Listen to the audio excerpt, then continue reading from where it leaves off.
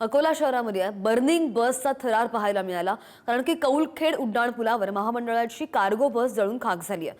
अकोला इथल्या राष्ट्रीय महामार्गावरील कौलखेड जवळ असलेल्या उड्डाणपुलावर महामंडळाच्या कार्गो बसला भीषण आग लागली आणि या दुर्घटनेमध्ये बसचं प्रचंड नुकसानही झालेलं आहे। पूर्णपणे ही बस जळून खाक झाल्याची पाहायला मिळते। सुदैवानं कोणतीही जीवितहानी झालेली नाहीये। एसटी महामंडळाची ही कार्गो बस राष्ट्रीय महामार्गावरून जात असताना कौलखेड उड्डाणपुलावर पोहोचली आणि यावेळी अचानक बसमधून धूर निघू लागला। प्रसंगावधान राखून चालकाने बस थांबवली, मात्र काही वेळातच आगीनं रौद्र रूप धारण केलं आणि भर रस्त्यात या बसनं पेट घेतला। काही काळ या मार्गावरची वाहतूक सुद्धा विस्कळीत झाली होती आणि जेव्हा घटनेची माहिती मिळाली, महानगरपालिकेचे अग्निशमन दलाचे जवान तिथे तातडीनं पोहोचले आणि त्यांनी पाण्याचा मारा करून आगीवर नियंत्रण मिळवण्याचा प्रयत्न सुद्धा केला। बराच वेळ चाललेल्या अथक प्रयत्नांनंतर आग विझवण्यामध्ये यशही आलेलं आहे।